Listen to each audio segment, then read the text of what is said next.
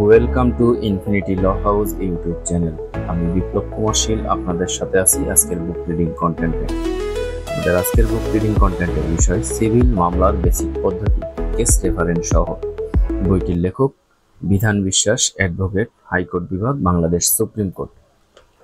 Infinity law house YouTube চ্যানেলে book reading কন্টেন্টগুলো ভালো লাগলে চ্যানেলটি সাবস্ক্রাইব করে দিবেন এবং ভিডিওর লিঙ্কগুলো পরিচিত জনের মাঝে শেয়ার করে দেওয়ার জন্য বিশেষভাবে অনুরোধ থাকবে। এবং ইতিপূর্বে যারা ইনফিনিটি ল হাউস ইউটিউব চ্যানেলটি সাবস্ক্রাইব করেছেন তাদেরকে অসংখ্য ধন্যবাদ। তো চলুন শুরু করা যাক আমাদের আজকের রিডিং কন্টেন্ট, সিভিল মামলার বেসিক পদ্ধতি, কেস রেফারেন্স সহ। অধ্যায় 4, সমন জারির পরবর্তী পর্যায়, তৃতীয় ধাপ, জবাব দাখিল। লিখিত জবাব ও পারস্পরিক দাবি পরিশোধ। লিখিত জবাব ও পারস্পরিক দাবি পরিশোধ দাখিলের বিষয়ে দেওয়ানি কার্যবিধির 7-8 আদেশে উল্লেখ করা হয়েছে। উক্ত আদেশে মোট বিধি আছে 10টি। লিখিত জবাব, রিটেন স্টেটমেন্ট।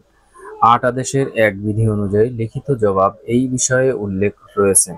উক্ত বিধির 1 উপবিধি মতে 80 ধারার 2 উপধারার শর্ত মতে যেরূপ নিয়ম আছে তা ব্যতীত বিবাদী তার উপর সমন জারি হওয়ার তারিখ হতে 30 কার্যদিবসের মধ্যে আত্মপক্ষ সমর্থন করে একটি লিখিত জবাব দাখিল করবেন। তবে শর্ত থাকে যে যুক্তিসঙ্গত কারণে বিবাদী উক্ত 30 দিনের মধ্যে লিখিত জবাব দাখিল করতে ব্যর্থ হলে আদালত ইহার কারণ লিপিবদ্ধ করে নির্ধারিত তারিখে তা দাখিলের জন্য অনুমতি দিতে পারেন, কিন্তু সেক্ষেত্রে সমন জারির তারিখ হতে 60 কার্যদিবসের অধিক হবে না। তবে আরও শর্ত থাকে যে বিবাদী মোট 60 কার্যদিবস অতিক্রান্ত হওয়ার মধ্যে লিখিত জবাব দাখিল করতে ব্যর্থ হলে আদালত মামলাটি একতরফা নিষ্পত্তি করবেন। নোট: পদাধিকার বলে কৃত গণ্য কোনো কাজের দরুন কর্মচারী বা সরকারের বিরুদ্ধে মামলা করতে হলে নোটিশ দেওয়ার পর 2 মাস অতিক্রান্ত না হলে মামলা করা চলবে না। 80 ধারা দ্রষ্টব্য। তবে শর্ত থাকে যে এইরূপ বিজ্ঞপ্তি ছাড়া কোনো মামলা দায়ের হলে আদালত জবাব দাখিলের কমপক্ষে 3 মাস সময় প্রদান করবেন। 8 আদেশের 1 বিধির 2 উপবিধি মতে যে ক্ষেত্রে বিবাদী তার আত্মপক্ষ সমর্থনে বা পারস্পরিক দাবি পরিশোধের সমর্থনে সাক্ষ্য হিসাবে তার দখলে থাকা দলিলের উপর নির্ভর করে, সেক্ষেত্রে বিবাদী লিখিত জবাব দাখিলের সময় আদালতে তা দাখিল করবেন। উক্ত বিধির 3 উপবিধি মতে শুনানির সময় বা আদালত তলব করলে দলিলাদি দাখিল করা হবে বলে অঙ্গীকারের উপর ছায়ালিপি বা বিবাদীর উকিল কর্তৃক সত্যায়িত প্রতিলিপি প্রতিস্থাপিত হওয়ার পর আদালত এইরূপ দলিলাদি ফেরত প্রদান করতে পারে। উক্ত বিধির 4 উপবিধি মতে যে ক্ষেত্রে বিবাদী তার আত্মপক্ষ সমর্থনে বা পারস্পরিক দাবি শোধের সমর্থনে তার দখলে থাকা অন্য যে কোনো দলিলের উপর নির্ভর করে, সেক্ষেত্রে সে লিখিত জবাবের সাথে সংযুক্ত করার জন্য একটি তালিকার অনুরূপ দলিলাদি অন্তর্ভুক্ত করবে এবং ওই সমস্ত দলিল যার দখলে আছে তা বর্ণনা করবে। উক্ত বিধির 5 উপবিধি মতে লিখিত জবাব দাখিলের সময় বিবাদী কর্তৃক আদালতে যে দলিল দাখিল করা উচিত ছিল বা লিখিত জবাবের সাথে সংযুক্ত করার জন্য তালিকায় অন্তর্ভুক্ত করা দরকার ছিল এবং তা দাখিল বা অন্তর্ভুক্ত করা হয় নাই, আদালতের অনুমতি ব্যতীত সেই দলিল মামলার শুনানির সময় তার পক্ষে সাক্ষ্য হিসেবে গ্রহণ করা যাবে না। তবে শর্ত থাকে যে আদালত বিশেষ পরিস্থিতি ব্যতীত এরূপ অনুমতি প্রদান করবেন না। উক্ত বিধির 6 উপবিধি মতে বাদীর সাক্ষীকে জেরার জন্য বা বাদীর দ্বারা আনীত কোনো বিষয়ে উত্তর প্রদান করতে বা কোনো সাক্ষীকে শুধুমাত্র স্মরণ করার জন্য প্রদান করতে দাখিল করা দলিলের ক্ষেত্রে উপবিধি 5 এর কোনো নিয়ম প্রযোজ্য হবে না। উচ্চ আদালতের নজির: নির্ধারিত সময়ের মধ্যে বিবাদী পক্ষ হতে লিখিত জবাব দাখিল করা অত্যাবশ্যক। 45 DLR 638 পৃষ্ঠা। এই বিধি অনুসারে বর্ণিত লিখিত জবাব দাখিলের সময় নির্দেশনামূলক 2007 BLD AD 148 পৃষ্ঠা। বিবাদীর লিখিত জবাব দাখিলের ক্ষেত্রে সময় বাড়ানোর ব্যাপারে আদালতের ক্ষমতা ইচ্ছাধীন। 2007 BLD AD 148। বিবাদীর লিখিত জবাবে ঘটনার অস্বীকারকরণ সুনির্দিষ্ট হতে হবে। যদি তা না হয় তবে উক্ত ঘটনা স্বীকার করা হয়েছে বলে গণ্য করা হবে। এরূপ ক্ষেত্রে স্বীকৃতি স্বয়ং প্রমাণ হওয়ার অন্য কোনো প্রমাণ প্রয়োজনীয় নয়। 1 ALR AD 2012। আদালত কোনো উপযুক্ত মামলায় 2 মাস সময়ের পরেও লিখিত জবাব দাখিল করতে সময় বর্ধিত করার আদালতের বিবেচনামূলক ক্ষমতা রয়েছে। 12 MLR AD 186 পৃষ্ঠা।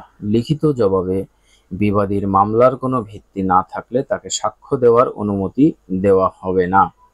20 BLC 64।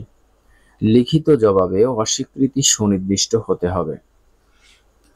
8 আদেশের 3 বিধি অনুসারে বিবাদীকে আর্জির প্রতিটি বিষয় সুনির্দিষ্টভাবে অস্বীকার করতে হবে।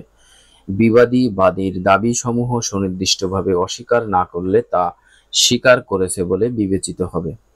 লিখিত জবাবে পারস্পরিক দায়ের বিবরণ দিতে হবে। 8 আদেশের 6 বিধি অনুযায়ী লিখিত জবাবে পারস্পরিক দায়ের বিবরণ দিতে হবে সম্পর্কে উল্লেখ করা হয়েছে। উক্ত বিধির এক উপবিধি মতে লিখিত জবাবে পারস্পরিক দায় সেট অফ পরিশোধের বর্ণনা করতে হবে। যে ক্ষেত্রে অর্থ আদায়ের মামলা বিবাদী বাদীর থেকে আইনগত উদ্ধারযোগ্য আদালতের আর্থিক এখতিয়ার সীমার মধ্যে কোনো নির্ধারিত টাকার পরিমাণ বাদীর দাবির বিরুদ্ধে কর্তন করতে দাবি করে, অর্থাৎ পারস্পরিক দাবি শোধের জন্য প্রার্থিত ঋণের বিবরণ উল্লেখ করে লিখিত জবাব দাখিল করতে হবে। উক্ত বিধির 2 উপবিধি মতে পারস্পরিক শোধের ফলাফল অনুসারে লিখিত জবাব পাল্টা মামলার আর্জির মতো গণ্য করা হবে।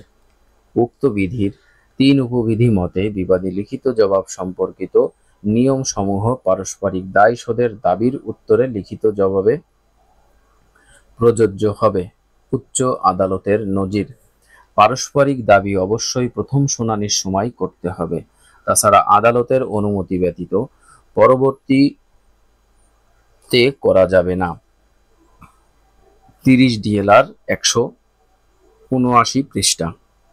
অন্যান্য পাওনা যা প্রজা দ্বারা প্রদত্ত হয়েছে তা ভূমির মালিকের পাওনা হতে কর্তন করা যায়।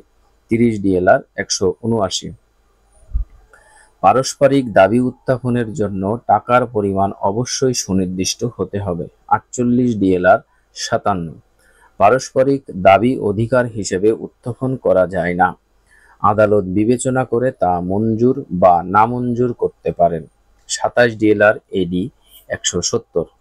অর্থ মামলায় বিবাদী পারস্পরিক দাবি উপস্থাপন করলে বাদী যদি মামলাটি প্রত্যাহার করে সেক্ষেত্রে আদালত পারস্পরিক দাবিটিকে আর্জি হিসেবে গণ্য করে বিবাদীকে প্রতিকার প্রদান করতে পারে। 60 DLR AD 45। নির্দিষ্ট পরিমাণ টাকার মামলার ক্ষেত্রে পারস্পরিক দাবি অনুমোদনীয়। 36 DLR AD 175। পারস্পরিক দাবির প্রয়োগ: পারস্পরিক দায় শোধ বা কর্তনের অর্থ হচ্ছে একটি দাবিকে পাল্টা অন্য একটি দাবির দ্বারা সমন্বয় করা। বিবাদী বাদীর বিরুদ্ধে তার দাবির সমগ্র বা আংশিক অর্থ পরিশোধ করতে পারে। শুধুমাত্র নির্দিষ্ট পরিমাণ অর্থের ক্ষেত্রে এই বিধানটি প্রযোজ্য। নিম্নলিখিত শর্ত সাপেক্ষে এই বিধানটি প্রয়োগ করা যায়, যথা: 1 মামলাটি টাকা আদায়ের জন্য হতে হবে। 2 পারস্পরিক দায় পরিশোধের জন্য টাকার পরিমাণ নির্দিষ্ট হতে হবে। 3 আইনগত আদায়যোগ্য হতে হবে। 4 ইয়া আদালতের আর্থিক এখতিয়ার বহির্ভূত হতে পারবে না। 5 মামলার প্রকৃতি ও বৈশিষ্ট্য অভিন্ন হতে হবে। 6 আদালতের অনুমতি ব্যতীত প্রথম শুনানিতে দাবি উপস্থাপন করতে হয়, ইত্যাদি। জবাব দাখিলের ব্যর্থতায় পদ্ধতি: 8 আদেশের 10 বিধি অনুযায়ী জবাব দাখিলের ব্যর্থতার পদ্ধতি সম্পর্কে উল্লেখ করা হয়েছে। উক্ত বিধি মতে আদালতের নির্দেশে জবাব দাখিল করতে কোনো পক্ষ ব্যর্থ হলে সেক্ষেত্রে পদ্ধতির বিষয়ে উক্ত বিধিতে আলোচনা করা হয়েছে। উক্ত বিধি অনুসারে যে ক্ষেত্রে আদালত কোনো পক্ষের নিকট হতে জবাব দাখিলের আদেশ দেন এবং সেই পক্ষ তা নির্ধারিত সময়ের মধ্যে দাখিল করতে ব্যর্থ হয়, সেক্ষেত্রে আদালত উক্ত পক্ষের বিরুদ্ধে রায় ঘোষণা করতে পারবেন অথবা উক্ত মামলা সম্পর্কে উপযুক্ত অন্য কোনো আদেশ দিতে পারবেন। উচ্চ আদালতের নজির: বিবাদী বিলম্বে লিখিত জবাব দাখিল করলে তা গৃহীত না হলে ন্যায় বিচার ব্যাহত হবে। 47 DLR 326। অতিরিক্ত জবাব: অতিরিক্ত জবাব প্রসঙ্গে দেওয়ানি কার্যবিধির 6 আদেশ 5 বিধিতে এবং 8 আদেশ 9 বিধিতে উল্লেখ করা হয়েছে। অধিকতর এবং শ্রেয়তর বিবৃতি বা বর্ণনা: দেওয়ানি কার্যবিধির 6 আদেশের 5 বিধি মতে অধিকতর ও শ্রেয়তর বিবৃতি বা বর্ণনা প্রসঙ্গে উল্লেখ করা হয়েছে। উক্ত বিধি মতে খরচ বা অন্যান্য বিষয়ে ন্যায়সঙ্গত হতে পারে এরূপ শর্তে দাবি বা আত্মপক্ষ সমর্থনের ধরনে অধিকতর এবং শ্রেয়তর বিবৃতি অথবা আর্জি বা জবাবের বর্ণিত কোনো বিষয়ে অধিকতর বা শ্রেয়তর বিবরণ সমূহের জন্য সকল ক্ষেত্রে আদেশ দেওয়া যেতে পারে। উচ্চ আদালতের নজির: কোনো আইন দ্বারা বিবাদী জবাবের ন্যায্যতা প্রতিষ্ঠিত করার ক্ষেত্রে তা সংশোধন করতে বাধা দেওয়া হয়নি। 65 DLR 197। অধিকতর এবং শ্রেয়তর বিবরণের মাধ্যমে আর্জিতে বা লিখিত জবাবে নাই এমন কার্যক্রম যোগ করে আর্জি বা জবাব সংশোধন করা যাবে না। 47 DLR 556। কার্যধারার যে কোনো পর্যায়ে অধিকতর শ্রেয়তর জবাব দাখিল করা যাবে। 20 BLC 61। নোট: অধিকতর জবাব মূল জবাবের অংশ হিসেবে গণ্য হবে। পরবর্তী আর্জি বা জবাব: দেওয়ানি কার্যবিধির 8 আদেশের 9 বিধিতে পরবর্তী আর্জি বা জবাব সম্পর্কে আলোচনা করা হয়েছে। উক্ত বিধি মতে বিবাদী কর্তৃক পারস্পরিক দায় শোধের দাবি সম্বলিত লিখিত জবাব ব্যতীত অন্য কোনো লিখিত জবাব দাখিলের পর আদালতের অনুমতি ব্যতীত কোনো দরখাস্ত দাখিল করা চলবে না এবং আদালত অনুমতি দিলে নির্ধারিত শর্তের খেলাপে তা করা চলবে না। তবে আদালত প্রয়োজন মনে করলে যে কোনো পক্ষের লিখিত জবাব বা অতিরিক্ত লিখিত জবাব তলব করতে পারবেন এবং তা দাখিলের জন্য সময় নির্ধারণ করে দিতে পারবেন। উচ্চ আদালতের নজির: বন্টন মামলায় বিবাদী তার লিখিত জবাবে বিকল্প মামলার উল্লেখ করতে পারেন এবং বিচার চলাকালীন যে কোনো পর্যায়ে অধিকতর জবাব দাখিল করতে পারেন। 64 DLR AD 17। বিবাদী পূর্ববর্তী লিখিত জবাবকে বাতিল করে সম্পূর্ণ নতুন বিষয় উপস্থাপন করে বিবাদী অধিকতর জবাব দাখিল করতে পারে না। 51 DLR 420। যেখানে আর্জি বা জবাব অস্পষ্ট বা তা দাখিলের সময় প্রয়োজনীয় তথ্য পাওয়া যায় না, সেক্ষেত্রে অধিকতর লিখিত জবাব দাখিলের জন্য আদালতের অনুমতি দিতে পারেন। 1 BLC 50। লিখিত জবাব দাখিলের পর বিবাদী কর্তৃক দাখিলকৃত অন্য কোনো বিবৃতি অধিকতর জবাব। 19 BLD 390। আর্জি বা জবাব সংশোধন: দেওয়ানি কার্যবিধির 7 আদেশের 17 বিধিতে আর্জি বা জবাবের সংশোধন সম্পর্কে উল্লেখ করা হয়েছে। উক্ত বিধি মতে আদালত মামলা কার্যধারার যে কোনো পর্যায়ে ন্যায়সঙ্গত হতে পারে এরূপ পদ্ধতিতে এবং শর্তে যে কোনো পক্ষকে তার আর্জি পরিবর্তন বা সংশোধন করতে অনুমতি দিতে পারেন এবং পক্ষদের মধ্যে বিতর্কিত প্রকৃত প্রশ্নমালা নির্ধারণ করার লক্ষ্যে প্রয়োজনীয় হতে পারে এরূপ সকল সংশোধন করা হবে। তবে শর্ত থাকে যে বিচার শুরু হলে কোনো সংশোধনের আবেদন মঞ্জুর করা হবে না যদি না আদালত এই মর্মে অভিমত ব্যক্ত করে যে যথেষ্ট পরিশ্রম সত্ত্বেও এক পক্ষটি বিচার শুরু হওয়ার পূর্বে বিষয়টি উপস্থাপন করতে পারে নাই। আরও শর্ত থাকে যে কার্যপ্রক্রিয়ায় বিলম্ব ঘটানোর উদ্দেশ্যে বিচার শুরু হওয়ার পর সংশোধনের দরখাস্ত করা হয়েছে মর্মে আদালত অভিমত ব্যক্ত করলে আদালত যেমন উপযুক্ত মনে করে আপত্তিকারীকে সেরূপ খরচ প্রদানের জন্য দরখাস্তকারীকে আদেশ প্রদান করতে পারেন। উচ্চ আদালতের নজির: মামলার প্রকৃতি পরিবর্তন হয় এমন ক্ষেত্রে আর্জি বা জবাব সংশোধনের দরখাস্ত মঞ্জুর করা নাও যেতে পারে, তবে বিশেষ ক্ষেত্রে আদালত মঞ্জুর করতে পারে। 1984 BCR AD 113। আদালত এরূপ নির্দেশ প্রদান না করলেও আর্জি সংশোধনের পর অধিকতর লিখিত জবাব দাখিলের অধিকার বিবাদীর থাকে। 7 BLT AD 21। আদালতকে আর্জি সংশোধনের ক্ষেত্রে ব্যাপক বিবেচনামূলক ক্ষমতা দেওয়া হয়েছে। 1998 BLD 170। মামলার যে কোনো পর্যায়ে আর্জি বা লিখিত জবাব সংশোধন করা যাবে, যদি এরূপ সংশোধনের ফলে অপর পক্ষের স্বার্থের কোনো ক্ষতি না করে বা মামলার প্রকৃতি পরিবর্তন না হয়। 24 BLT AD 440। প্রত্যেকটি মামলার ক্ষেত্রে বিশেষ অবস্থা বিবেচনায় তা বিচারিক ক্ষমতা ব্যবহার করতে হবে। 2008 BLD AD 39। আদালত